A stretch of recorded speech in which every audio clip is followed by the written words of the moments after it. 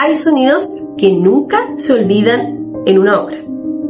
No son la maquinaria, no son las herramientas que escuchas, ni los gritos de los colegas por todos lados, sino el silencio absoluto de saber que un trabajador acaba de tener un accidente grave. Hoy, aquí en Prevención Sin Filtro, te voy a contar una historia que me marcó mi carrera como profesional cuando por primera vez tuve un accidente grave siendo una asistente en prevención. Quédate porque esto se pone bueno.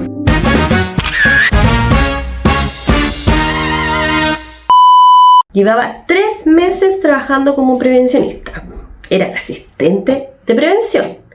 En ese momento el prevencionista que estaba titular conmigo había sido trasladado a otra obra en otra ciudad, entonces como la obra estaba en terminaciones, me dejaron a mí a cargo porque no aplicaba tener 2 prevencionistas en ese tiempo en la obra, así que me quedé yo en la obra a cargo hasta que terminara.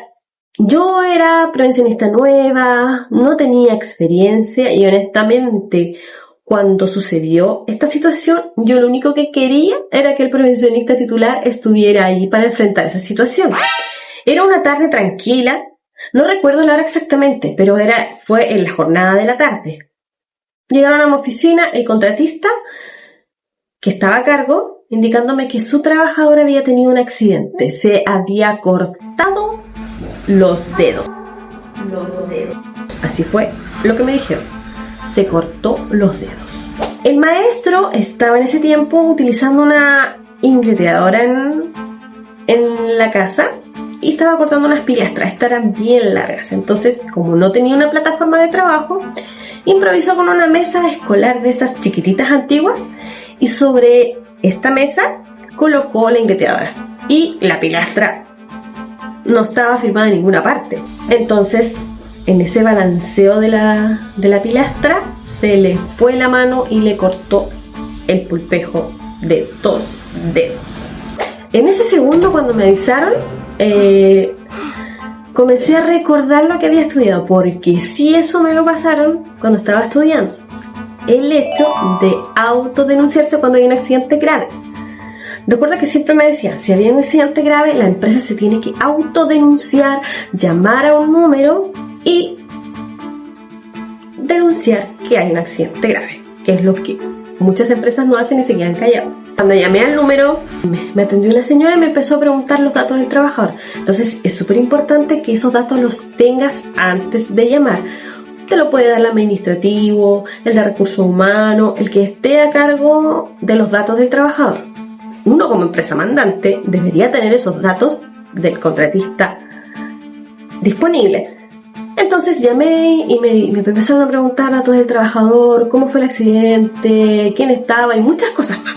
Uno tiene que tener claro qué información va a entregar cuando te autodenuncies. Y llamamos a ese número y nos autodenunciamos.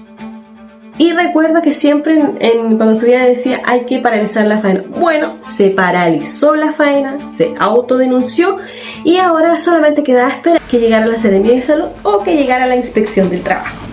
Recuerdo que tuve que juntar muchos papeles, eran muchos papeles. Hay una lista como de 50 documentación más o menos que tienes que tener del trabajador, porque aquí hay que reunir ahora la parte documental. Mucho papel, o sea, las capacitaciones del trabajador, su reglamento interno, su entrega de PP, documentación que a ti te puede parecer conocida, porque es la documentación que uno solicita cuando ingresa un contratista como empresa mandante. Entonces, toda esa documentación te la piden.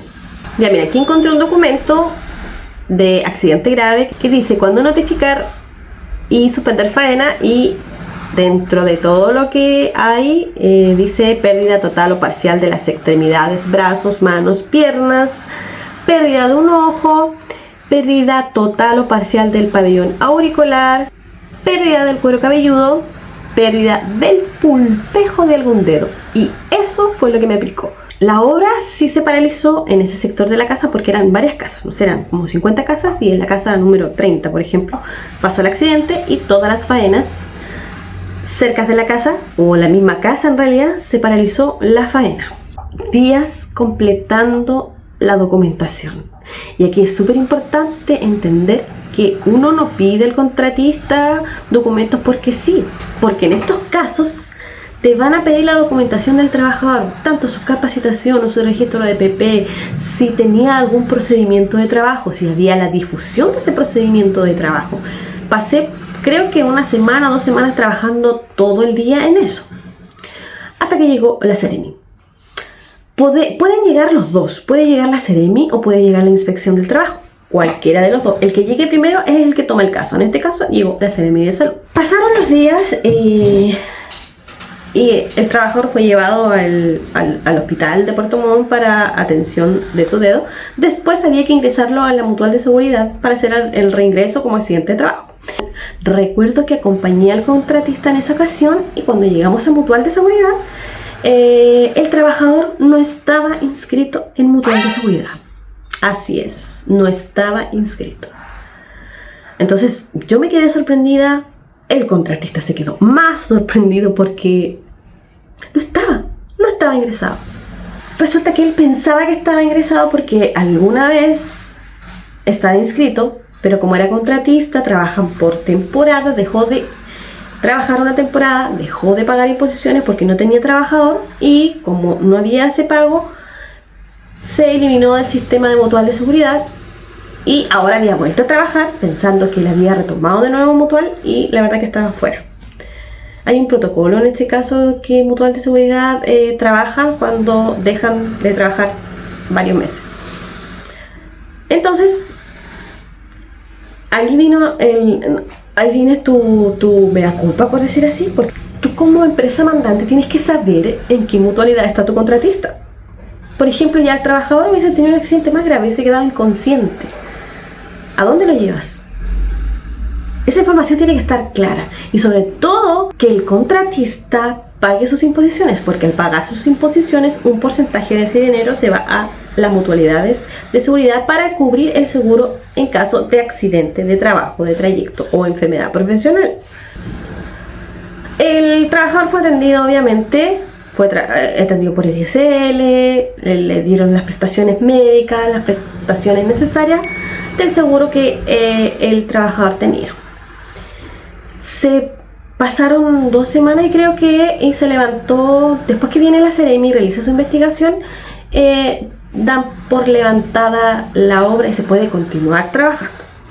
Después a los días también llegó la inspección del trabajo, pero ya como había tomado el caso de la Seremi, solamente hizo una lista de chequeo y se fue. Claro que a los meses después volvió a fiscalizar por el hecho de haber tenido un accidente grave, pero ya eso es otra historia. ¿A qué voy con esto? Esa experiencia me quitó la inocencia, pero me dio el temple que necesito hoy. A mis colegas que están recién empezando, siempre revisen la documentación del contratista. Si están trabajando en una empresa pequeña, una empresa grande, y viene el contratista, ¿cierto? Le revisan la documentación, que tengan sus procedimientos, que los trabajadores estén capacitados, que esté difundido el procedimiento y sobre todo saber en qué mutualidad están. Si están en la mutual de seguridad, en la H o en el ISL, es súper importante saberlo porque no sabemos el día de mañana qué accidente puede pasar y nosotros tenemos que tener esa información. Y si bien es cierto, yo trabajé en obra y sé que a veces el administrador o el jefe de terreno llama a los contratistas y aparecen en la puerta de tu oficina, que le hagas la charla y los dejes ingresar sin ninguna documentación. Eso pasa siempre o casi siempre. Entonces uno tiene que estar prevenido, solicitar la documentación. Yo cuando trabajaba en obra siempre les decía: ustedes saben que el contratista va a ingresar, avisen con anticipación, así yo me comunico con el contratista, les pido la documentación, entonces cuando llegue ya está todo listo. Eso también pasaba, pero a veces que no, llegaban a última hora, el de oficina técnica se olvidaba avisar y estaban en la puerta sin documentación, con el solo hecho de que le dijeron que entraban mañana y venían con todos los trabajadores. La prevención no es solo papel, es una responsabilidad total. ¿Te ha pasado que un error administrativo te haya dado un susto? Cuéntame en los comentarios si te ha pasado algo así y no sabías cómo actuar. Nos vemos en el próximo episodio, donde te voy a contar más historias, más situaciones en las que nosotros no podemos manejar, no sabemos cómo actuar porque estamos recién empezando y esto a veces se pone un poco complicado. Pero no te preocupes, porque aquí yo te voy a ayudar y te voy a guiar. Sígueme también en mis otras redes sociales, en Instagram y aquí en TikTok y en mi nueva plataforma, donde tendrás recursos para descargar. Nos vemos hasta la próxima.